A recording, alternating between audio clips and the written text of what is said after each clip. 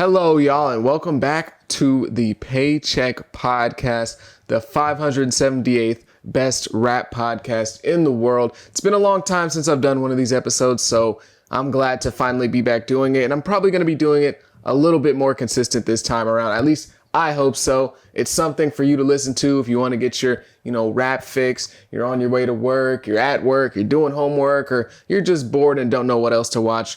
Listen to me, and we're going to talk about some things in rap, and I want you to comment down below as well. Leave some of your thoughts on these topics. Tell me what you want me to talk about. Tell me what you think, and maybe why I was wrong or why I was right or whatever else you got to say. But today, we're going to talk about everything that's gone on over the last couple of days, over the last week, starting with the whole Playboi, Carti, and Adin Ross thing. Now, recently, if you weren't paying attention and you don't know who Adin Ross is, which, I'm sure you know who Carti is, but Playboi Carti went on stream with Adin Ross. He was supposed to go on stream with Adin Ross the night of the Grammys, and apparently Adin Ross was going to pay him $2 million.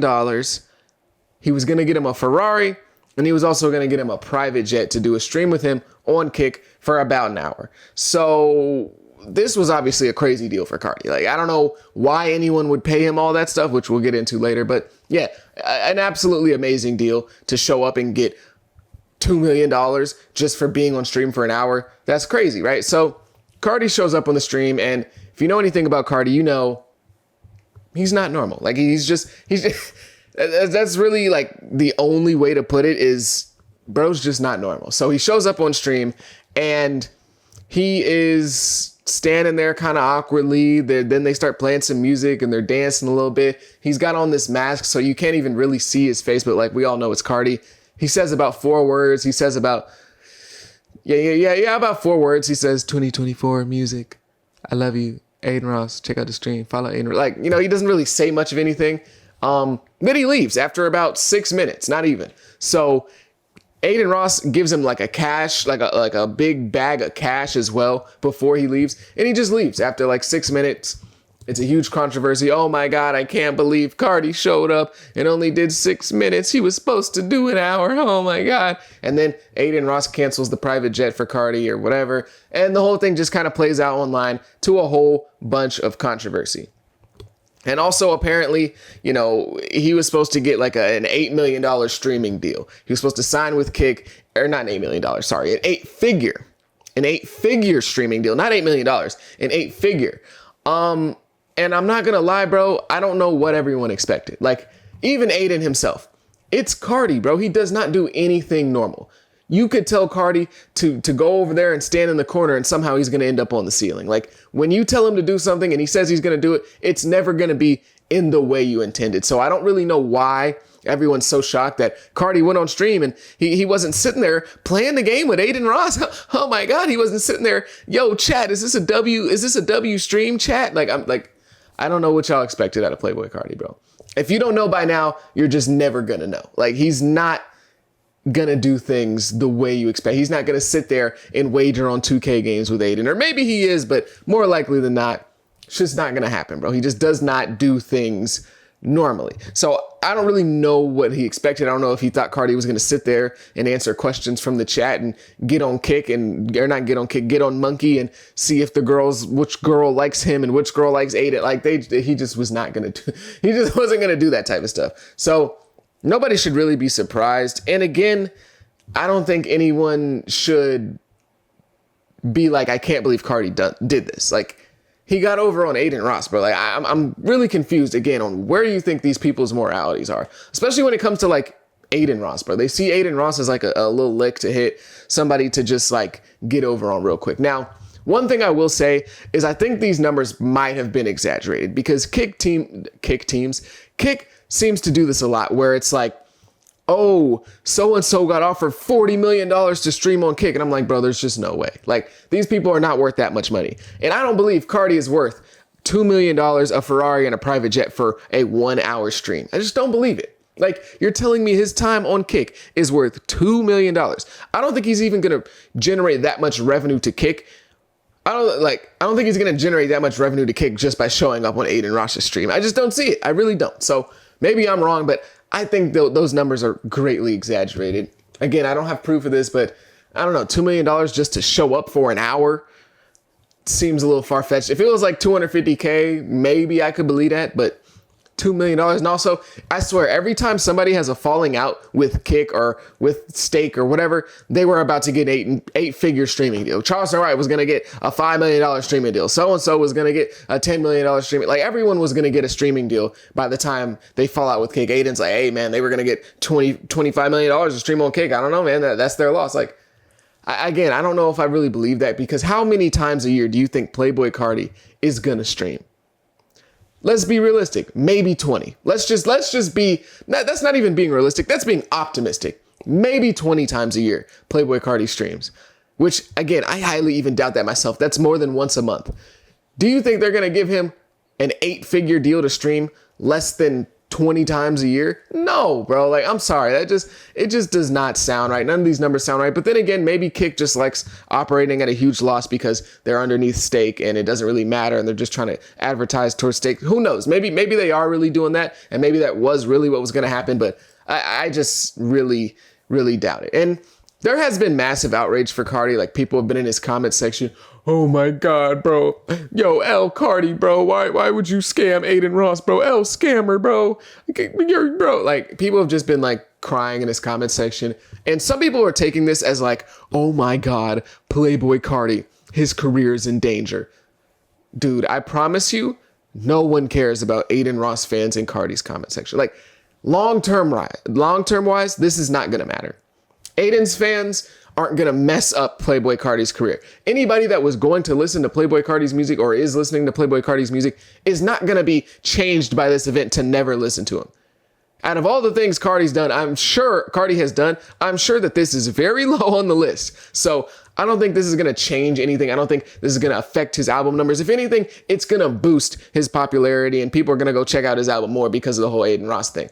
It's not going to be the end of his career. Stop it. Literally, Carti could drop a song today and there would be zero comments about it. Or I won't say zero, but that whole Adin Ross thing won't be taken as serious. People might make jokes about it like, damn, bro must have used Adin's money to book this music video or something like that. Like, there's going to be jokes and stuff, but it's not going to be, oh my God, Carti. It's not going to be like hate like it is right now. Like, I promise you, it's not that deep for Carti. If anything, this is probably a good thing. And all the things that Carti has survived in his career, I highly doubt him scamming Adin Ross is the thing that finally puts the nail in the coffin. Bro got arrested for DV, domestic violence.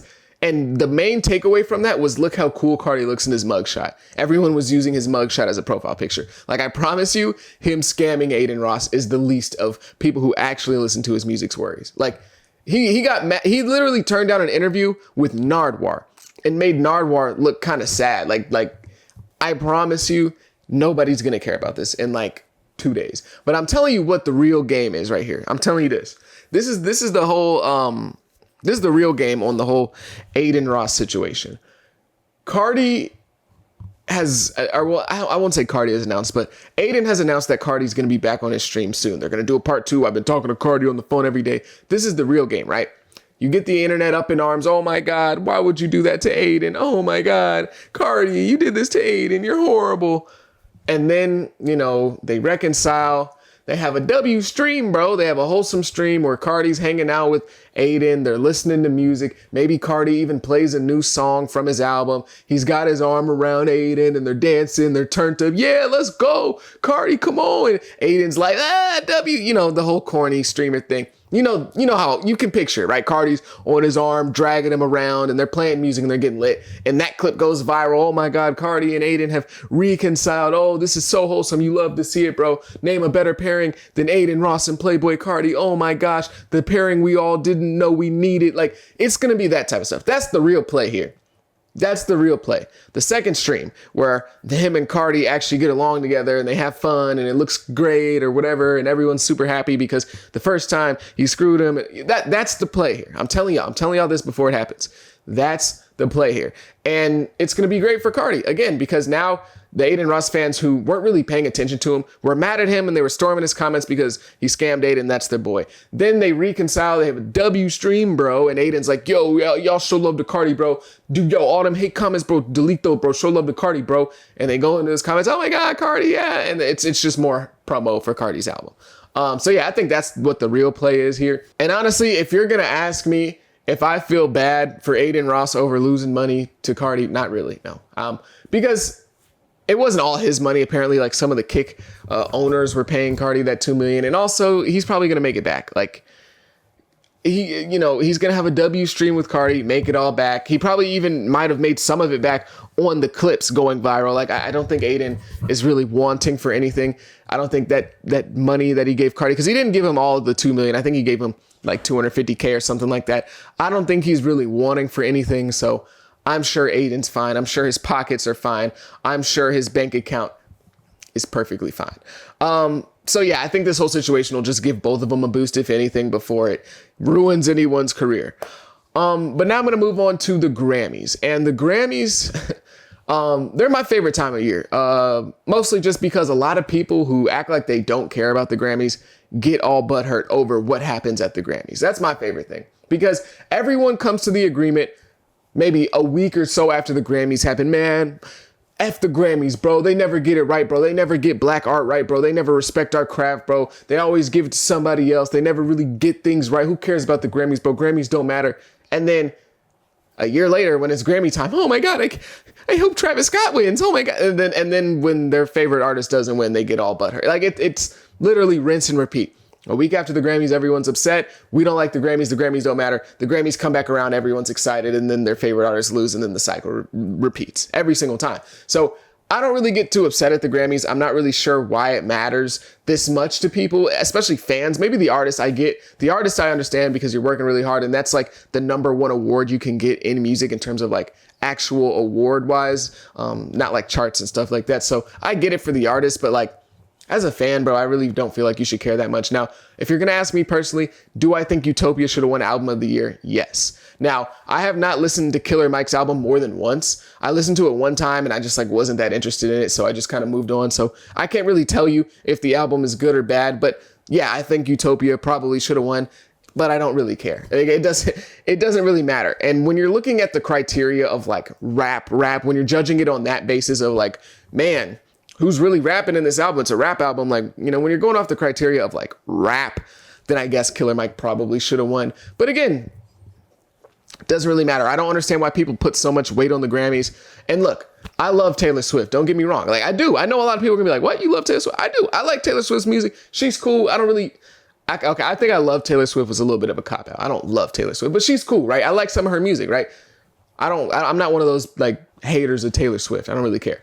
But the fact that lady went up there and won Album of the Year over SZA's SOS should tell you all you need to know.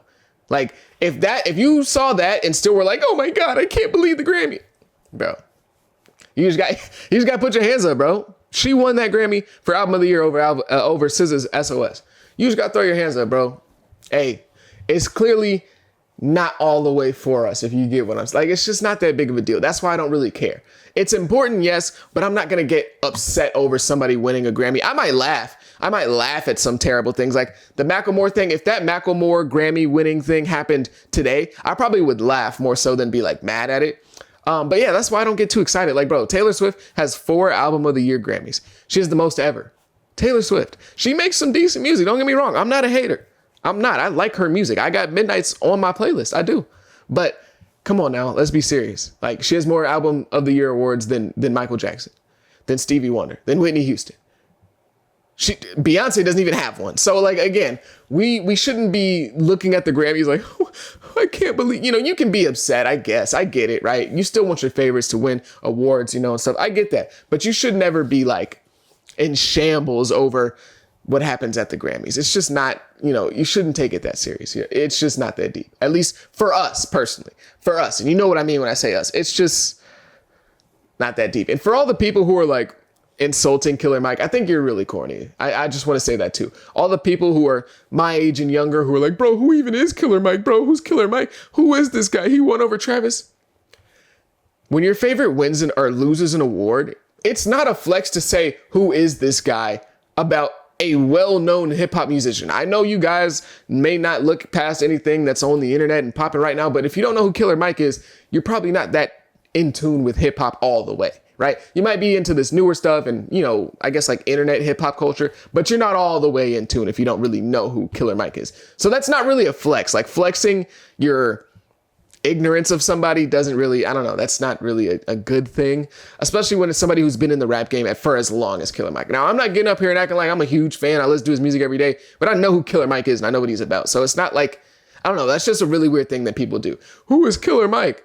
Bro, you're just showing you don't really know rap like you claim to do. I don't know. And it's also really weird to insult him because what has Killer Mike done wrong? You can think, like, I think Kai Cenat did like a decent job of kind of illustrating that. He went a little overboard because he's Kai Cenat, but still, like, when he's like, shout out to Killer Mike, I'm happy that he won, but like, I wanted Travis, like, you can do that. You can say, hey man, good for Killer Mike, but Travis Scott should have won. But y'all gotta clown Killer Mike. He's not Macklemore, bro. He's not. He's really not. I think he deserves a little bit more respect than people are giving him. Like, he deserves to win, bro. If anyone's gonna deserve to win off of like rap criteria, he deserves to win. So let him have his thing. He's been in the game for a long time. I think it's good to give people their flowers while they're still alive. And while they're a legend that's not, you don't have to be Tupac or Eminem level legend to get rewarded, bro. Like, not everyone's gonna be a commercial superstar. So I'm really glad for Killer Mike that he won those Grammys. So good for him. Shout out to him. But y'all gotta chill. Like, the whole who is that about somebody who's been in the game for as long as him is really kind of corny. But this whole award thing has created a little bit of a divide between the older generation and the younger generation of rap fans, which, I mean, there's always been a divide. There always will be a divide, but like, it's really become like a civil war online at this point. And this is honestly best represented by Joe Budden and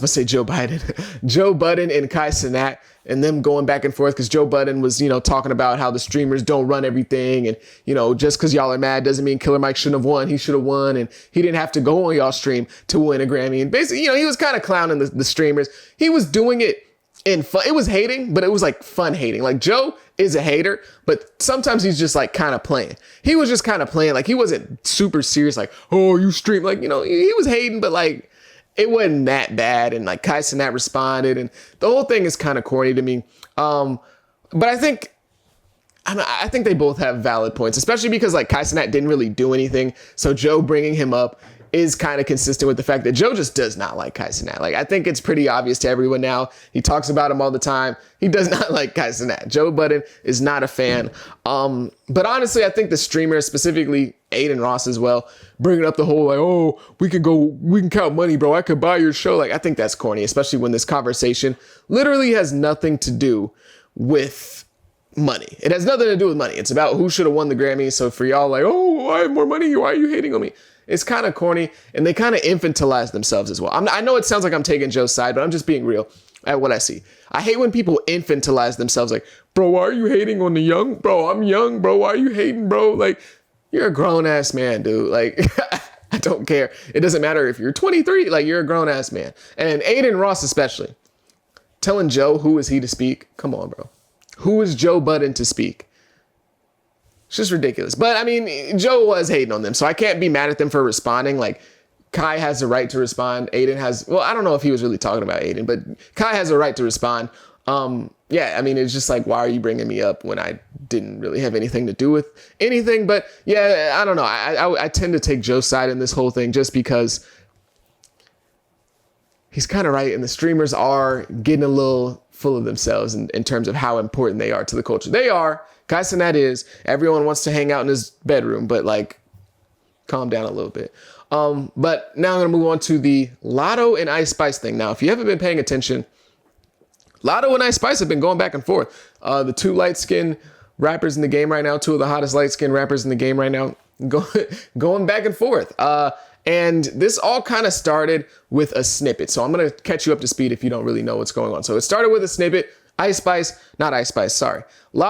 was showing a song. She was showing a snippet to a song that she's going to release soon. And one part of the song says, I just want a one-on-one, don't know why she's so nervous. And in the background of that part, you see Ice Spice's music video. There's like a screen with Ice Spice's music video on it. So obviously everyone took that as like, damn, why she want a one-on-one with Ice Spice? Like, she wants to fight Ice Spice? Or what's going on here? And everyone, including Ice Spice. So Ice Spice saw that snippet and was like, oh, okay. And so she comes back with her own song, Think You the Shit, You Not Even the Fart, which is, yeah, I mean, I feel like the title tells you all you need to know about the song. So they're going back and forth. Ice Spice finally drops that song and everyone's like, damn, so I guess it kind of is real smoke. And then Ice Spice gets on like a Twitter space and talks about, yeah, the song was directed at Latto because why was she in the back of her weak ass snippet, which is how Ice Spice said it. Don't ask me why I just did that. But yeah, so she's going off talking about it. Like, yeah, I don't know why she was talking about me, but whatever. Like, so she dropped the song and then now we've waited for Latto's response, and Latto comes back with like a song called Sunday Service. And at first she's promoting the song and it has all of pretty much every woman rapper ever in the like promo leading up to it. And she drops the song. And honestly, bro, I'm gonna be real about this beef. I didn't ever think it would like escalate. Whoa, that was a weird way to say that. I didn't ever think it would escalate to like a point of actually rapping. I didn't think they would ever actually start rapping at each other, because there had been beef here for a long time. Like Latto and Ice Spice had been beefing on Twitter, liking tweets about each other and stuff for a minute now. Like, it's been a minute. So I'm not surprised that this actually happened. I'm just surprised that we actually got to the point of rapping, which is cool. I will say that I like what the women are doing in rap now. They're actually rapping at each other. You know, we got Meg and Nicki, now we got Latto and Ice Spice. They're actually getting in the studio, which is what we've all wanted as rap fans for years now. Rappers have been doing corny stuff on social media and not rapping. So I'm glad that they're both rapping. But in terms of how I looked at this beef before it actually started, I'm like, man, I feel like there's no way for Latto to win. Now, I don't mean this in the sense of she's a worse rapper than Ice Spice and she can't out-rap her, because no, she's definitely the much better lyrical rapper. But Ice Spice is like America's sweetheart at the moment. Like, she pretty much can't do any wrong. It's Ice Spice. Like, nobody's really going to take Latto's side in this beef. So I was thinking to myself, like, man, I really want to get into a beef with Ice Spice at the moment if I'm Latto, because like, the fans just aren't going to take her side. Like in the court of public opinion, there's pretty much no way for her to win. I thought that they would both like do the thing where they kind of send subliminal disses at each other. Like one bar in a line in a song might be about Latto and one bar in a song might be about Ice Spice, but you don't really know. She didn't say a name, but also it could be just in general. Like I thought it would be that type of thing, and Latto would just lose outright.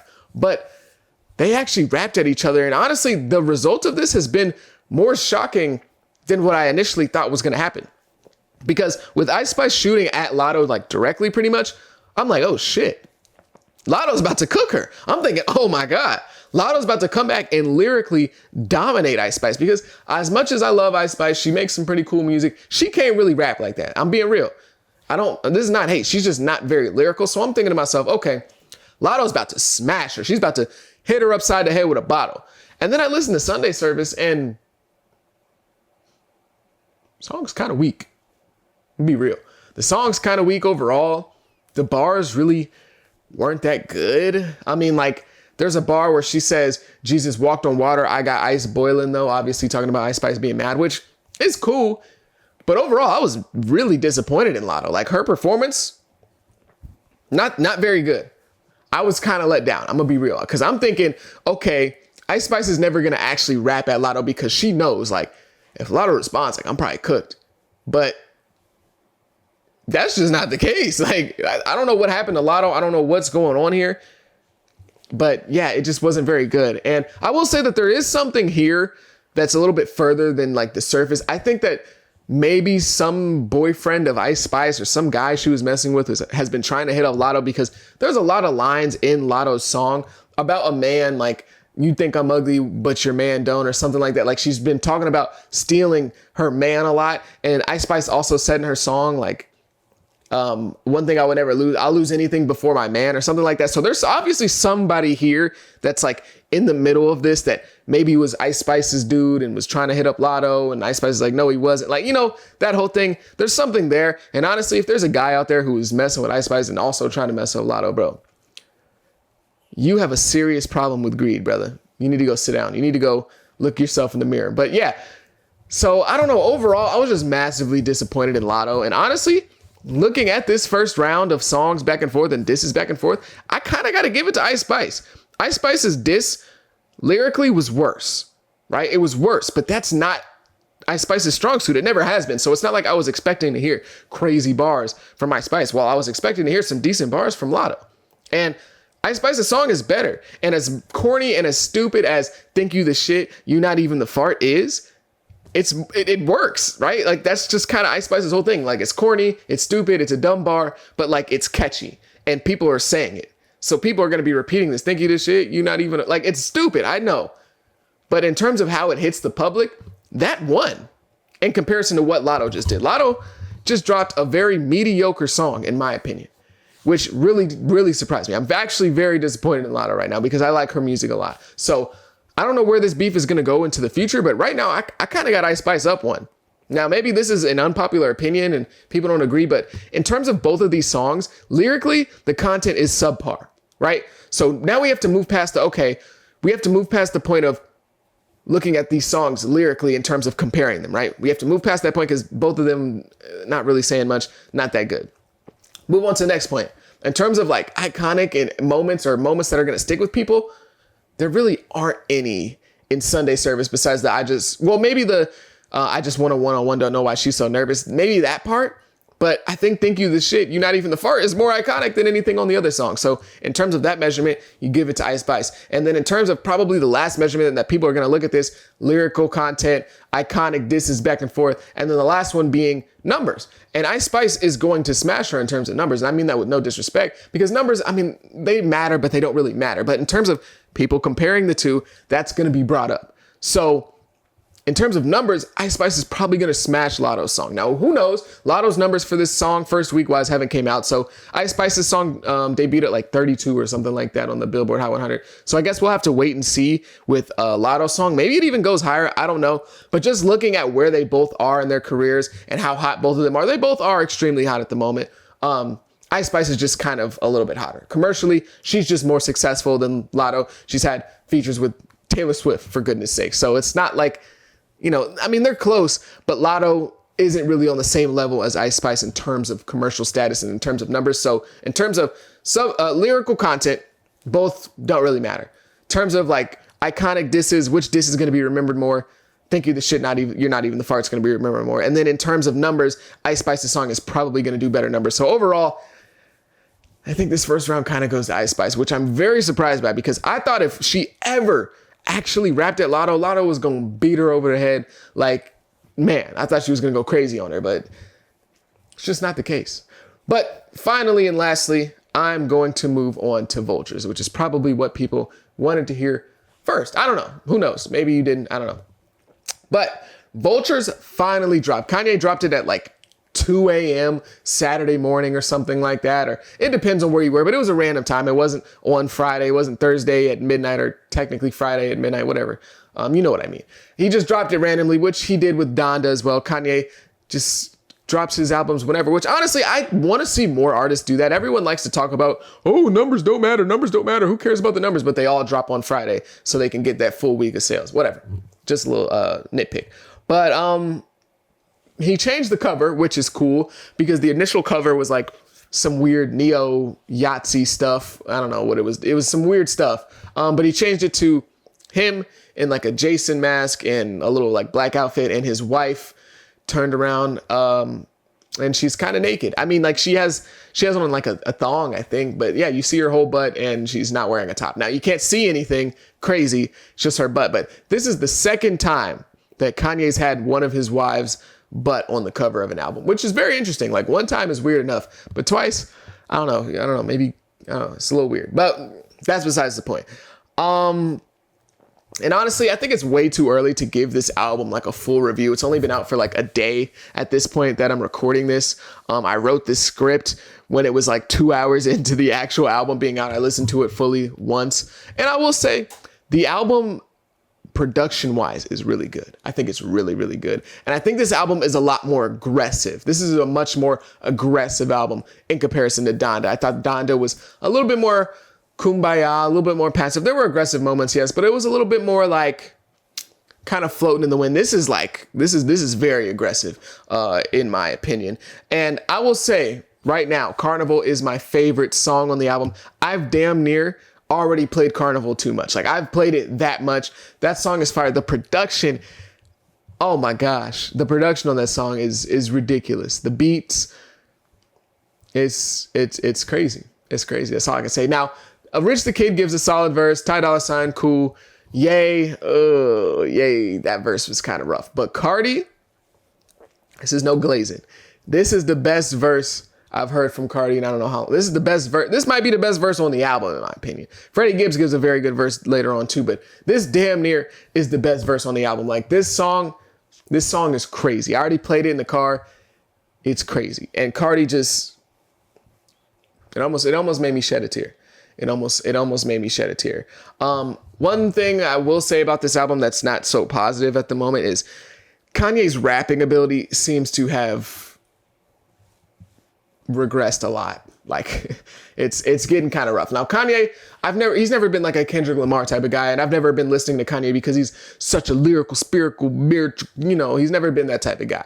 So I'm not like ever expecting him to like rap like, but man, it's getting kind of rough. It's at certain points where you're like, dude, what are you talking about? Like Kanye on some songs is the worst verse. He's the worst. Yeah, I think he's the worst verse. Yeah, I think he's the worst verse on Carnival. Like, I don't know. Sometimes I'm just like, dude, like his bars don't connect to each other. They don't mean anything. They're really random. I don't know. His rapping is not very good. At least on a lot of songs. It's not that good. There's some songs where it's good, but a lot of the times it's like, what are you talking about? Like on one song, he calls himself Ye Kelly. Like in terms of R. Kelly, like what? He says, now I'm Ye Kelly, now I'm Bill Cosby. Like, what do you, brother, what? I don't know. His rapping is just like, it's a little rough on this album. I'm not going to give this album a rating just yet, but overall it's been pretty solid listening to it. I like it. I think Freddie Gibbs has a fantastic feature. I already mentioned that, but yeah, overall, but I think the real question is whether or not like he's going to be able to successfully tour. And now obviously I don't mean that in the sense of are people going to buy tickets, because of course they are, it's Kanye, but will he be able to get these venues? I don't know. I think this will be kind of a domino effect when it comes to the venues. I think this will be like a, okay, monkey see, monkey do thing, because he's had 2 successful nights, one in Chicago, one in New York. And I think venues are kind of looking at this and trying to figure out a way to play ball, because obviously, again, they don't want to be associated with Kanye, but they know Kanye is going to bring in that revenue. Like he's going to bring it in. So I think that it's going to be kind of a domino effect of like venues seeing what's going on and then maybe joining in. Like they're going to see the venues selling out. They're going to see how fast they sold out. They're going to see how much money is generated. They're going to see what's happening in these other venues in the sense of like fan interaction. And then I think one by one, more and more venues are going to be a little bit more okay with the idea of Kanye performing in their arena. I think they're going to be a little bit more like, okay, at first, maybe they're like, if Kanye calls, hang up the phone. Don't even answer. But now they're like, Kanye calls, okay, maybe we can negotiate a little bit. Maybe we can. Once they see how good it did in New York, how good it did in Chicago, I think it may be a little bit of a domino effect in that way. Kind of like how if you've ever been in a classroom, like as a little kid, and like a teacher has like a candy bowl, and they'll be like, hey, nobody steal from the candy bowl. One kid goes up, takes a piece of candy, doesn't get caught. Now everyone's looking at each other like, oh shit, like, we might be able to get this candy. And then people start taking from the candy. And then eventually the teacher catches you, which might be like the mainstream media shunning the arenas for letting Kanye perform. But yeah, I think that'll be a very interesting thing to see how it plays out, because as much as the venues and the arenas value relationships in business, as much as they value public perception, as much as everyone values PR, the one thing that they value more than that is money. And Kanye is going to bring in money, like lots of it. So I think it'll be interesting to see how it plays out. I think we'll see a lot more venues actually end up folding to the pressure of, man, look at how much money he just generated at the United Center. Oh my God, imagine if that was us. We kind of need that right now. I think a lot of people are going to start to fold from that. But also the album is doing really well. It's #1 in like 72 countries or something like that, including Israel, which is nuts. But yeah, it's doing well. People seem to love the album. People on Twitter are going crazy over the album. But then again, at the same time, people on Twitter go crazy over every album. Like you would think every single Friday, somebody just drops something as good as To Pimp a Butterfly, the way people react on Twitter. So you can't really take it that serious. People love to meet right, especially when it comes to Kanye. So you can't be like, oh man, these are real reviews, but still people seem to like it, which is what matters at the end of the day. Do the people like it? You can't really judge it any other way, because if everyone loves it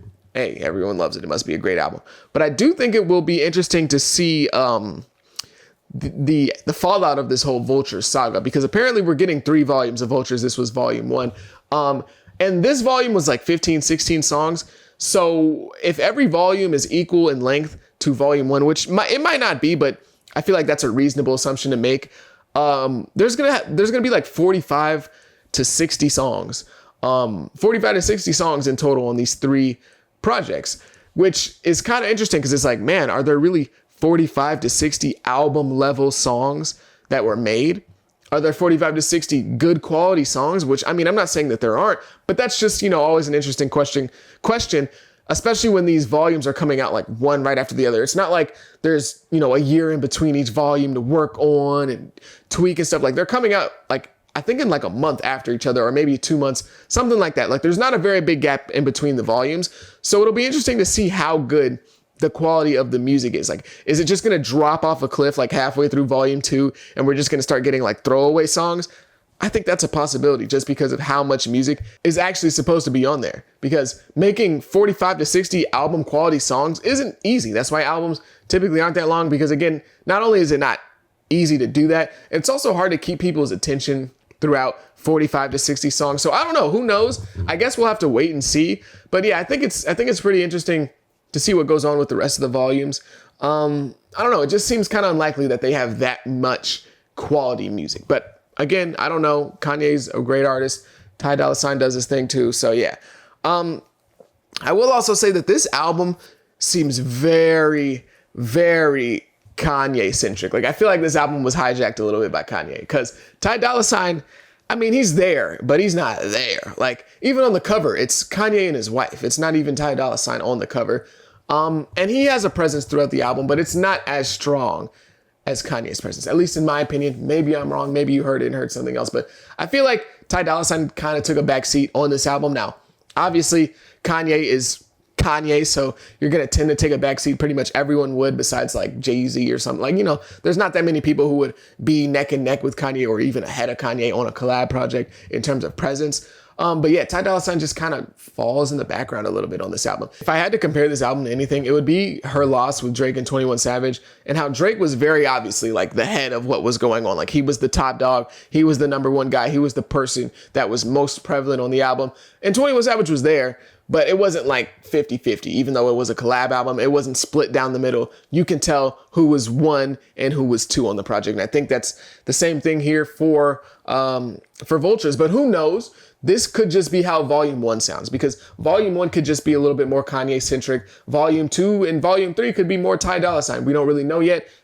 Those albums obviously haven't came out. But yeah, overall, I feel like Ty Dolla $ign kind of took a back seat here. But who knows? Maybe this was the plan from the entire start. But I think that's going to wrap up the end of this podcast. I think I talked about some really good topics. I think I put out some interesting things. And I think you guys down below might also have something interesting to add. But if you made it this far, I greatly appreciate it. Make sure you leave some comments and some likes if you want me to continue making these podcasts, because they take a long time. So yeah, I would greatly appreciate any love that you had for me down below in the comments. I would take some hate too. I'm not mad at that. But yeah, make sure you leave a comment, like, subscribe. Thank you so much. Thank you for watching the Paycheck Podcast, the 578th best rap podcast in the world. Have a good day. Be safe. Be blessed. Blessed. That was weird. Peace.